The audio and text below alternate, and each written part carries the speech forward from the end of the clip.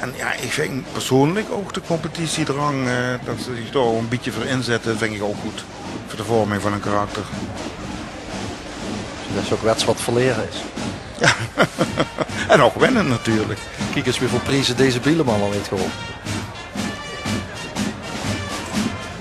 Mr. Holding the Vet. Bernie zag, ze moeten die baden dragen zodat ze niet herkenbaar zien. Dat zit erachter. Nee. Ja, dat hoor ik, sorry. Maar Ja, ik dacht, dan moet ik eens aan Jos vragen. Nee, maar dat heb ik gelezen. Dat is Theo Looijman zei dat in de gezetje zat gisteren. Ja. Ja, dat is de grootste flauwekul dat ik ooit gewerkt heb. Maar het ganse stuk voor Theo. Nee, Bieleman is net als de Marketensers in de jaren 60 van de vorige eeuw de bijgevoegd. Gewoon voor de mooiheid van het plaatje. Want dan zou ze ook kunnen zeggen dat het allemaal schmeeën zijn. Hè? Want die dragen leren shorten.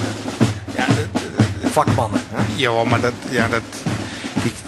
het is gewoon de biebedag. Het heeft in de verste verte wel ergens een functie gehad. Maar het is nooit bij die geschiedenis van die shutterieën enige rol gespeeld.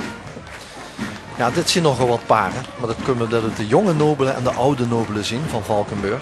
Die hebben eerder een eigen koningspaar. En er is nog een keizerspaar. Margriet en Henk Tabbers, keizerspaar. Bij de jongen zijn we Gabi en Kai van Berlo. En de koning bij de ouderen zijn Leen en Petra Noordzij. Is dat allemaal genoemd? Ik zag oude beelden van zwart-wit beelden heb ik gevonden in Valkenburg. Daar hadden ze een feest bovenop de ruïne.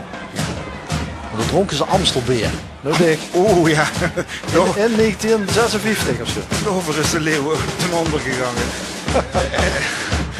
Nee, maar overigens, jong en oude, dat sloeg op de lefties van de leden. Hij is op een gegeven moment de volwassenen, die worden bij de oude schutten. En de jonge, oude, hè? Ja, de jonge vliegenzellen, die worden dan bij de jonge vereniging.